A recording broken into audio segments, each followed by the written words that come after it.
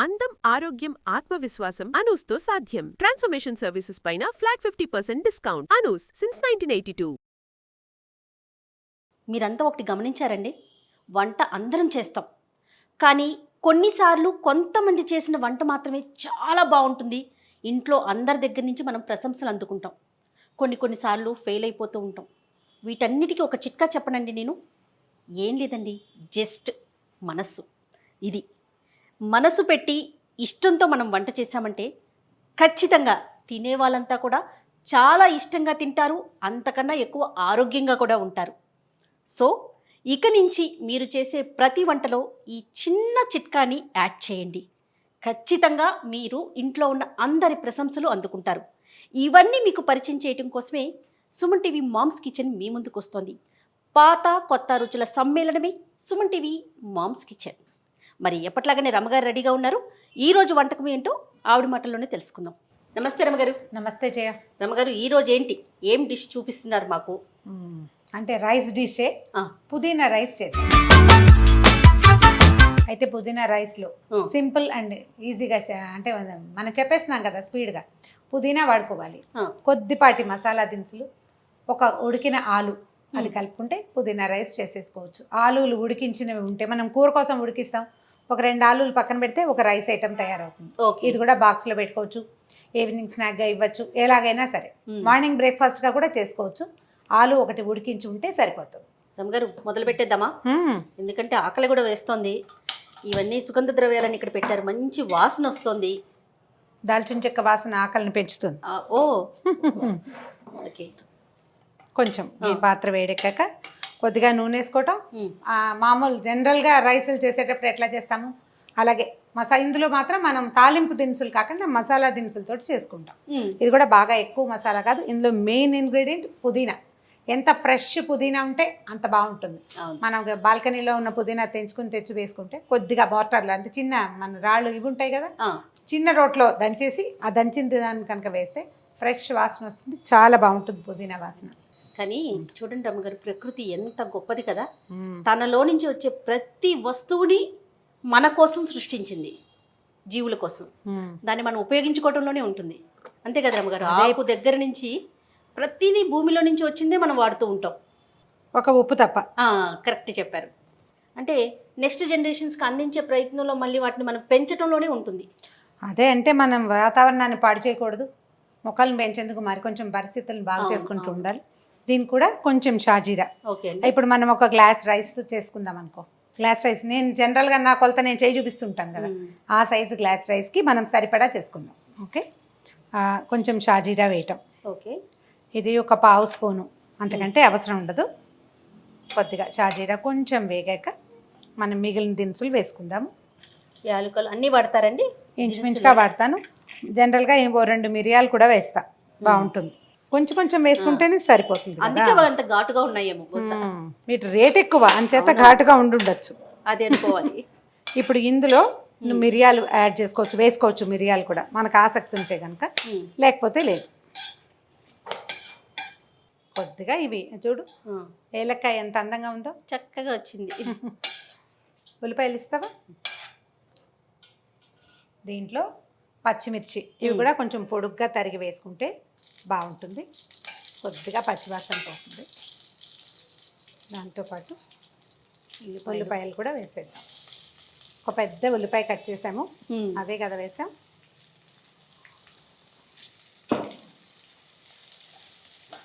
బారుగా అవసరం లేదు రమ్మగారు, ముక్కలుగా కట్ చేశారు. అంటే మనకి ఇది కనపడదు, కొద్దిగానే కనిపిస్తుంది. ఎక్కువ ఉల్లిపాయ కనపడేది ఏమి ఉండదు ఇందులో. అంటే జనరల్గా ఇలాంటి రైసెస్కి మనం కొంచెం బారుగా ఉప్మాలో కట్ చేసుకున్నట్టు చేసుకుంటాం కదా. అంటే ఒక్కొక్కళ్ళ అలవాటు కదా జయ. మీ అలవాటు ఇది. నా చేతికి చాకి ఇవ్వగానే నేను ఈ పని చేస్తాను. బారుగా అంటే ఉడికిపోతుంది చూడు రైస్. అంటే మనం కుక్కర్లో చేస్తాము, అప్పుడు ఏం చేస్తాము, ఉల్లిపాయలు సన్నగా పొడిగాటి చిలికలు చేస్తాం, ఎలాగైనా ఉడికిపోతుంది, అది కనపడదు కదా. ఇందులో మనకి ఏంటంటే రైస్తో పాటు కలిసి కనిపిస్తుంది అన్నమాట ఇది. ఓకే, ఒకవేళ మీకు పొడుగ్గా చీలికలుగా ఉంటేనే అందంగా ఉంటుందని భావిస్తే అలా చేసుకోవచ్చు, మన అలవాటును బట్టి మీరు అన్నట్లుగా. అంతే. దీనికి అల్లం వెల్లుల్లి పేస్ట్ వేయం చేయ. ఇవి కొంచెం ఉల్లిపాయలు మగ్గనిద్దాం 2 నిమిషాలు. మూత పెడతారా? మూత పెట్టకపోయినా పర్వాలేదు, ఉల్లిపాయ మగ్గడానికి మూత అక్కర్లేదు. జనరల్గా కొంచెం చిటికెడు ఉప్పు చల్లితే క్విక్గా మగ్గుతాయి. నేను కొలత తెలియదని అనుమానంతో నేను పెద్దగా ఆ పని చెయ్యను, కాస్త మగ్గనిస్తాను నూనెలో. రమ్మగారు వేగినట్లుంది. వేగిందమ్మా, నువ్వు ఆలు ముక్కలు ఇచ్చేసేయి నాకు. ఓకే, మీరు పుదీనా ప్లస్ ఆలు చూడకండి, నాకు ఒక డౌట్ వచ్చింది రమ్మగారు. పుదీనా రైస్లో ఆలు వేయటం నేను వినలేదు. ఏంటండి మీ రెండింటి కాంబినేషన్ ఏంటి అసలు? అంటే ఇప్పుడు పుదీనా రైస్తో పాటు ఏం చేస్తాం, పుదీనాలో ఉల్లిపాయ వేస్తావు, తర్వాత అన్నంలో కలుపుతావు. పుదీనా వాసన వచ్చే అన్నం, అందులో రుచిని పెంచే పదార్థం ఏముంది? పుదీనా లేదంటారా? పుదీనా వాసనే కదా అంతే. నీకు అన్నం తింటే ఫిల్లింగ్గా ఉండాలి. ఇప్పుడు టమాటా రైస్ చేస్తాము, అందులో టమాటాలు వేస్తాము, బిర్యానీ ఏదో వెజిటబుల్ బిర్యానీ చేస్తాము, కూరలన్నీ వేసుకుంటాం. పక్కన కూర లేకుండా తినాలి అంటే మనం ఇట్లా ఏదైనా వేసుకోవాలి. పక్కన ఇంకా కూర అక్కర్లేదు దీనికి. ఓకే, ఇది పిల్లల బాక్స్లో పెట్టామనుకో, ఓ కూర అన్నము 2 పదార్థాలు ఉన్నాయా, హెవీగా ఉంటుంది కదా. మరి ఇది హెవీ అవ్వాలంటే దీనికి ఇదే విధానం. ఈ రెండింటి కాంబినేషన్ ఓకేనా రమ్మగారు? బ్రహ్మాండంగా. అవునా? అందులో అనుమానం ఏమీ లేదు. ఇవి ఆలులు ఉడికించకుండా పచ్చి వేసామనుకో, మూత పెట్టి మగ్గిచ్చేసరికల్లా ఉల్లిపాయ కూరలాగా తయారవుతుంది. ముక్కలు కచ్చకచ్చలాడతాయి, ఫిల్లింగ్గా ఉండదు, ముక్క భావకంగా తెలుస్తుంది. ఇది ఆల్రెడీ ఉడికిపోయింది, మృదువుగా ఉంటుంది, అన్నంతో పాటు సాఫ్ట్గా హ్యాపీగా వెళ్ళిపోతుంది. చాలా ఫిల్లింగ్గా ఉంటుంది, పొట్ట నిండుతుంది మనకి. ఓకే ఓకే, మొత్తం ఊరికే జస్ట్ కొంచెం వేగనిచ్చాము అంతే. మనం ఇది ఉల్లిపాయ తాలూకు ఫ్లేవరు ఈ ఆలుకి పట్టడం, అదే మన ఉద్దేశం. ఓకే, ఇప్పుడు మనం పుదీనాని కొంచెం దంచి పెట్టుకున్నాం కదా, పుదీనా వేసే. పూర్తిగా పేస్ట్ లాగా చేయలేదు, ఎక్కువ పేస్ట్ చేయలేదు, కొద్దిగా ఒక 2 కట్టలు వేసారండి పుదీనా. 2 కట్టలు పుదీనా ఉంది. పుదీనాతో పచ్చడి కూడా చేసుకుంటాం రమ్మగారు. పుదీనా పచ్చళ్ళు 3-4 రకాలు చేసుకోవచ్చు. అవును, పాత చింతకాయ పచ్చడి ఉంటుందా, దాంతో పుదీనా కలిపి పచ్చడి చేసుకోవచ్చు. చింతకాయ పచ్చడి విత్ పుదీనా వాసన, పాత ఉసిరికాయ పచ్చడి విత్ పుదీనా వాసన, పొట్టిగా పుదీనా నిల్వ పచ్చడి. నేను అంటే పుదీనాని కూడా వేయించి చేసే పచ్చడి ఒకటి, పచ్చి పుదీనాతో చేసుకునేది. మీరు పచ్చడిలో కొబ్బరి వేస్తారా?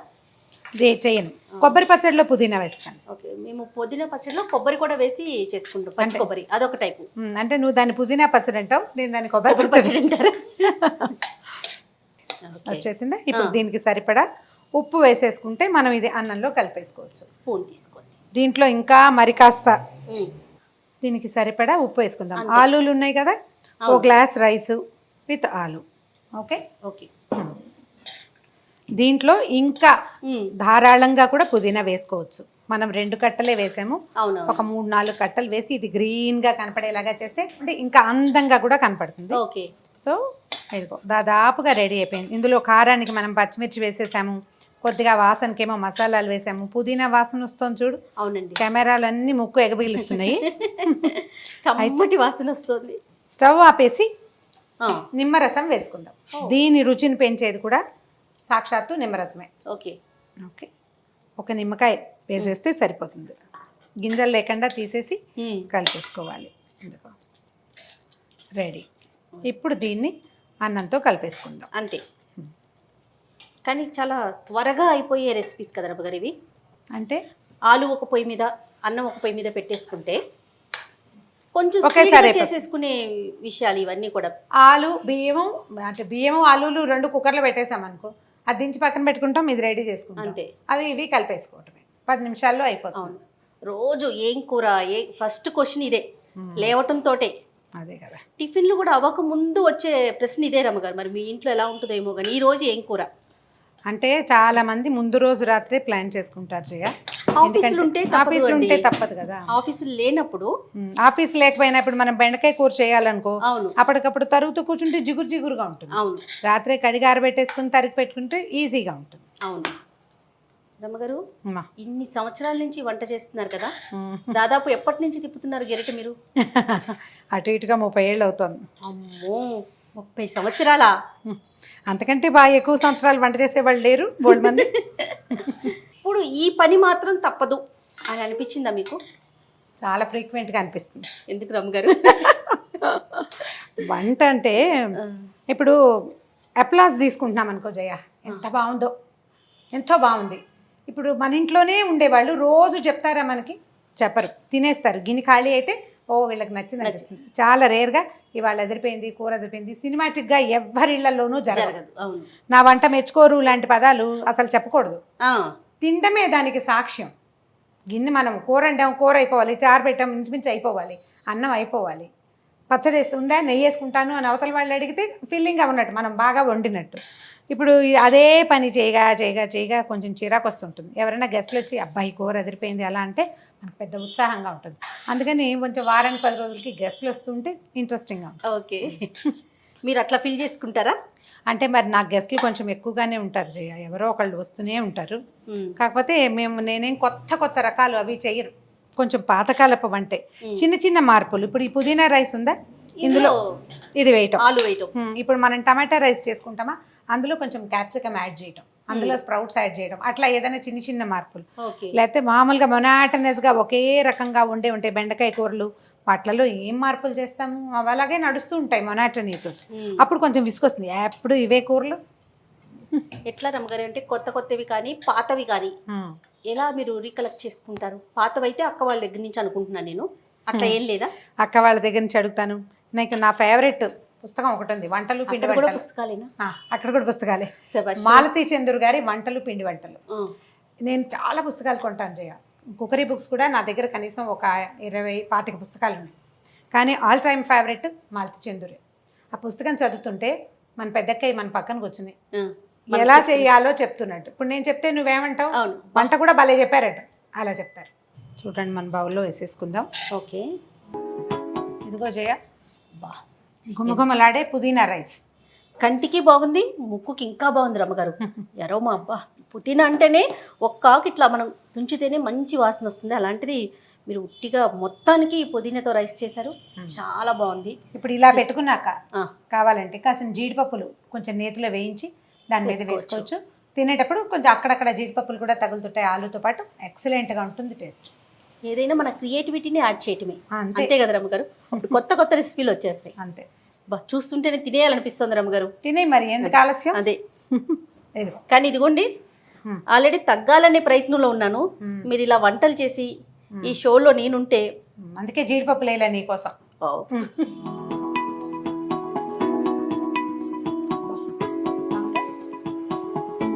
ఆలు వచ్చింది, ఎక్సలెంట్ అండి. అంతే. ఇప్పుడు ఇది హాఫ్ బౌల్ మనం బాక్స్లో పెట్టుకెళ్తే పూర్తి అన్నం తిన్న మనకి సంతృప్తి వచ్చేస్తుంది. ఈ టోటల్ రెసిపీలో స్పెషల్ ఏంటంటే ఆలుని రమ్మగారు, మీరు అన్నట్లుగా చాలా బాగుందండి. ట్రై చేసి చూడండి మరి. డెఫినెట్గా. థ్యాంక్ యూ అండి. Thank you Jaya. సో ఉడికించిన ఆలుతో పుదీనా రైస్ రెడీ అయిపోయిందండి. నేను ముందే చెప్పాను కదా మీ అందరికీ. సో మనసు పెట్టి మనం ఇష్టంగా తయారు చేసామనుకోండి, తినేవాళ్ళు కూడా చాలా ఇష్టంగా తింటారు, దానితో పాటు ఆరోగ్యంగా కూడా ఉంటారు మన కుటుంబ సభ్యులంతా. డెఫినెట్గా ట్రై చేయండి. ఇక ఈ వీడియో కనుక మీకు నచ్చినట్లయితే లైక్ చేయండి, షేర్ చేయండి. మరిన్ని ఇంట్రెస్టింగ్ వీడియోస్ కోసం మా ఛానల్ని సబ్స్క్రైబ్ చేసుకోండి.